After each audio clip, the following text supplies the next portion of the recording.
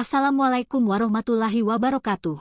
Perkenalkan, nama saya Sudarni, NIM 90500122023, jurusan Perbankan Syariah. Materi yang akan saya jelaskan terkait sejarah singkat zakat. Zakat sebagai kewajiban ibadah dan instrumen sosial ekonomi telah ada sejak masa para nabi terdahulu, jauh sebelum Nabi Muhammad SAW diutus. Dalam Al-Quran disebutkan bahwa perintah zakat sudah disyariatkan kepada Nabi Ibrahim dan diteruskan kepada keturunannya, termasuk Nabi Musa dan Nabi Isa, serta umat mereka masing-masing. Namun, pada masa nabi-nabi terdahulu, ketentuan zakat belum dijelaskan secara rinci seperti syarat wajib, jenis harta yang dizakati, dan besaran zakat. Misalnya, pada masa Nabi Musa, zakat dikenakan khusus pada binatang ternak dengan besaran 10%. Pada masa Nabi Muhammad SAW, perintah zakat sudah ada sejak beliau di Makkah, beriringan dengan perintah solat, namun pada periode Makkah zakat masih bersifat anjuran tanpa sistem pengelolaan yang jelas. Setelah hijrah ke Madinah, zakat mulai diwajibkan secara resmi dan diatur dengan sistem kelembagaan yang jelas. Zakat fitrah diwajibkan pada tahun kedua Hijriyah, dan zakat mal mulai diwajibkan pada tahun ke-9 Hijriyah. Pada masa Madinah, ketentuan penerima zakat, mustahik, juga mulai ditetapkan dalam Al-Quran, menjadikan zakat sebagai instrumen penting untuk mengurangi kesenjangan sosial dan meningkatkan kesejahteraan umat. Sistem pengelolaan zakat pada masa Nabi Muhammad SAW melibatkan amil zakat yang dipilih berdasarkan amanah, kejujuran, dan akuntabilitas untuk menyalurkan zakat secara tepat sasaran. Zakat tidak hanya menjadi ibadah individu, tetapi juga bagian dari regulasi keuangan negara Islam yang berfungsi sebagai alat sosial dan ekonomi untuk mensejahterakan masyarakat. Singkatnya, zakat telah ada sejak masa Nabi terdahulu dengan bentuk dan ketentuan yang berbeda-beda, dan baru di masa Nabi Muhammad SAW zakat disyariatkan secara lengkap dan terorganisir sebagai kewajiban yang sistematis dan terlembaga. Adapun penjelasan zakat pada masa Rasulullah dan Khulafaur Rasyidin, di mana pada masa Rasulullah SAW, zakat mulai diwajibkan secara resmi dan diatur dengan sistem yang terorganisir. Zakat fitrah diwajibkan pada tahun kedua Hijriyah, berupa makanan pokok seberat 3,5 kg yang harus dibayarkan oleh setiap muslim menjelang Idul Fitri. Zakat mal diwajibkan pada tahun ke-9 Hijriyah dengan ketentuan sebesar 2,5% dari total kekayaan yang telah mencapai nisab, yang berbeda-beda tergantung jenis harta seperti emas, perak, pertanian, dan peternakan.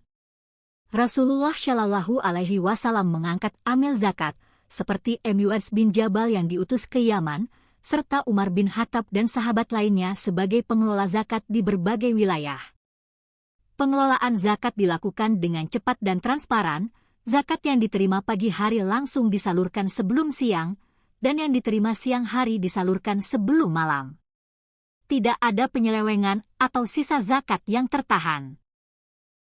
Distribusi zakat ditujukan kepada 8 golongan mustahik yang disebutkan dalam Al-Quran, Surah At-Taubah ayat 60, yaitu fakir, miskin, amil zakat, mualaf, budak yang hendak memerdekakan diri, orang yang berutang, orang yang berjuang di jalan Allah, dan musafir yang kehabisan bekal.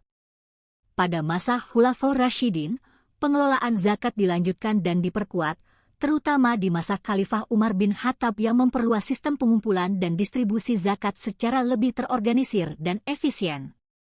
Zakat menjadi salah satu pilar utama dalam pengelolaan keuangan negara Islam dan kesejahteraan sosial masyarakat. Singkatnya, zakat pada masa Rasulullah SAW dan Khulafaur Rasyidin telah menjadi kewajiban yang terstruktur dengan sistem pengelolaan yang efektif, melibatkan amil zakat, dan distribusi yang tepat sasaran untuk mendukung kesejahteraan umat Islam. Materi terakhir yaitu zakat di era kontemporer.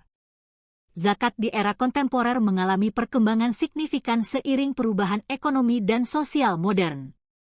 Konsep zakat tidak lagi terbatas pada harta tradisional seperti emas, perak, dan hasil pertanian, tetapi meluas mencakup zakat profesi, penghasilan dari gaji atau pekerjaan, zakat saham, obligasi, dan properti.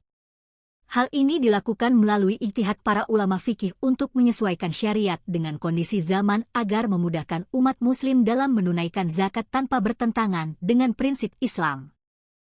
Pengelolaan zakat saat ini juga lebih terorganisir dan profesional, melibatkan perencanaan, pengorganisasian, pengarahan, dan pengawasan yang ketat. Distribusi zakat tidak hanya dalam bentuk uang tunai, tetapi juga program-program sosial seperti beasiswa bagi anak-anak kurang mampu, pelatihan keterampilan, dan bantuan sosial lainnya yang bertujuan mengentaskan kemiskinan secara lebih efektif. Selain itu, zakat kontemporer juga mengalami perluasan makna dalam hal penerima zakat, asnaf, khususnya kategori fisabilillah, yang kini mencakup kegiatan dakwah, pendidikan Islam, dan media Islam sebagai bagian dari upaya memperkuat umat dan melawan pengaruh negatif dari luar Islam. Meski demikian, masih terdapat perbedaan pendapat di kalangan ulama mengenai beberapa jenis zakat baru, seperti zakat profesi, yang sebagian ulama menerima dengan syarat dan sebagian lainnya masih menolak atau berhati-hati dalam penerapannya. Secara keseluruhan, zakat di era kontemporer bertransformasi menjadi instrumen keuangan sosial yang lebih adaptif dan relevan dengan dinamika ekonomi modern, sekaligus tetap berpegang pada prinsip-prinsip syariat Islam untuk memberdayakan umat dan mengurangi kesenjangan sosial ekonomi. Kesimpulannya ialah, zakat merupakan ibadah dan instrumen sosial ekonomi yang telah ada sejak masa para nabi terdahulu, dengan ketentuan yang semakin lengkap dan terorganisir pada masa Rasulullah Shallallahu Alaihi Wasallam dan Khulafaur Rasyidin. Pada masa tersebut, zakat diwajibkan secara resmi, dikelola dengan sistem yang transparan, dan didistribusikan kepada 8 golongan mustahik untuk meningkatkan kesejahteraan umat. Di era kontemporer, zakat mengalami perkembangan signifikan baik dari segi jenis harta yang dizakati maupun sistem pengelolaannya. Zakat tidak hanya terbatas pada harta tradisional, tetapi juga mencakup penghasilan modern seperti zakat profesi dan zakat saham. Pengelolaan zakat menjadi lebih profesional dan terorganisir, dengan program distribusi yang lebih variatif dan berorientasi pada pemberdayaan sosial. Itulah tadi penjelasan tentang sejarah singkat zakat. Jika ada kesalahan kata mohon dikritik. Wassalamualaikum warahmatullahi wabarakatuh.